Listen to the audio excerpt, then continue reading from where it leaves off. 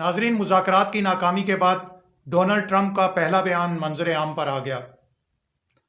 कहते हैं कि मुज़ाकरात की नाकामी या कामयाबी से अमेरिका को कोई फ़र्क नहीं पड़ता। हालांकि सारा कुछ उन्होंने दांत लगे हुआ है, फिर भी कह रहे हैं कोई फ़र्क नहीं पड़ता।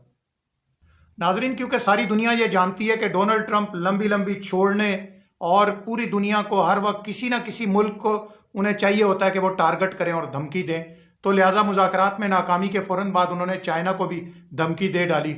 और मौसूफ कहते हैं कि अगर चाइना जंग के अंदर या जंग के बाद ईरान को हथियार फराहम कर रहा है तो ये चाइना के लिए बड़ा ख़तरनाक होगा और आने वाले दिनों में चीन के लिए बहुत से मसाइल पैदा हो सकते हैं।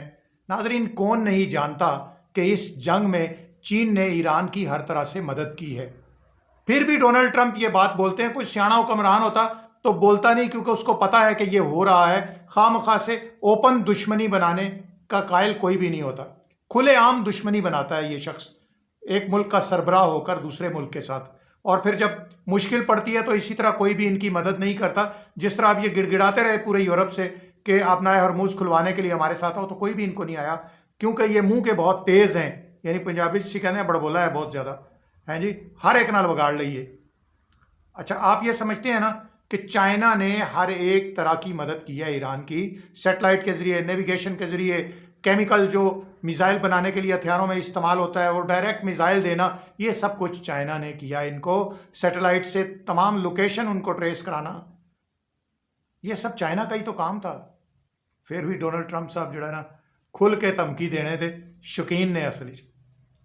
नाजरीन, एक दूसरी अच्छी खबर यह है कि स्पेन ने फ़लस्तीनी रियासत को तस्लीम करने का ऐलान कर दिया है। वो कहते हैं हम ये मानते हैं कि फ़लस्तीन एक रियासत है और फ़लस्तीन का दारुल हुकूमत मशरक़ी यरूशलेम को करार दिया है स्पेन के सरबराह मुमलिकत ने। नाजरीन, ये तो डोनाल्ड ट्रंप की बात थी। मुज़ाकरात के बाद सबसे बड़ा जिस बात का इंतज़ार था पूरी दुनिया को कि अमेरिका के नायब सदर ने तो यहाँ प्रेस टॉक की पाकिस्तान में, लेकिन ईरानियों ने कोई बात नहीं की और वो ईरान वापस चले गए। वापस जाने के बाद ईरानियों ने वहाँ से बयान दिया है और कहा है कि मुज़ाकरात से कबल हमारा अमेरिका पर एतमाद का फुकदान था, मगर हम अच्छी नीयत के साथ पाकिस्तान गए थे। ईरानी स्पीकर मोहम्मद बाकर कालिबाफ ने कहा है कि अमेरिका यानी हमारा मुखालिफ फरीक ईरानी वफ्द का एतमाद हासिल करने में नाकाम रहा और अब वक्त आ गया है कि वो हमारा एतमाद हासिल कर सकते हैं या नहीं। उन्होंने पाकिस्तान का शुक्रिया अदा किया कि उसने मुज़ाकरात कामयाब करने की हर मुमकिन कोशिश की। उन्होंने कहा कि हमारा तरीक़ाकार और हम क्या चाहते हैं, हमारे असूल अब अमेरिका को समझ आ गए हैं। अब वो हमारा एतमाद हासिल कर सकते हैं या नहीं, ये वो खुद फैसला करें।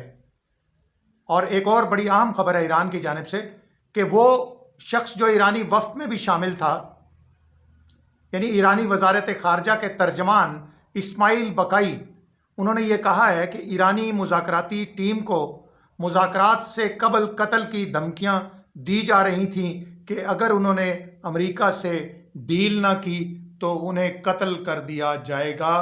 तो उन्होंने कहा ऐसे हालात में मुज़ाकरात कैसे कामयाब हो सकते हैं जब कि आप दूसरे के ऊपर खौफ का माहौल तारी करके अपने मुफादात हासिल करने के लिए कोई मुज़ाकरात कर रहे हो। तो जो आदमी भी अपनी इज़्ज़त और अपने मुल्क का दिफा करना चाहता है वो ऐसे माहौल में कभी भी मुज़ाकरात नहीं करता या ऐसे हालात में मुज़ाकरात कामयाब नहीं हो सकते। अंदर के हालात ये थे। इसका मतलब ये है कि अमेरिका एक तरफ दुनिया के सामने अपना ये चेहरा जाहिर कर रहा था कि वो ईरान के साथ बातचीत के लिए तैयार है और अमन का ख़्वाह है, लेकिन दूसरी तरफ वो लोग जो ईरान की तरफ से मुज़ाकराती टीम में शामिल थे उनको वो कत्ल की धमकियां दे रहा था कि अगर आपने अमेरिका के साथ कोई डील न की तो आपको कत्ल कर दिया जाएगा। अब शायद दुनिया को समझ आ गई हो कि ईरान ने क्यों मुज़ाकरात के आखिरी वक्त में बातचीत से इनकार कर दिया और अमरीकियों के साथ किसी किस्म की डील ना करने का तहैया करके वो पाकिस्तान से वापस ईरान चले गए।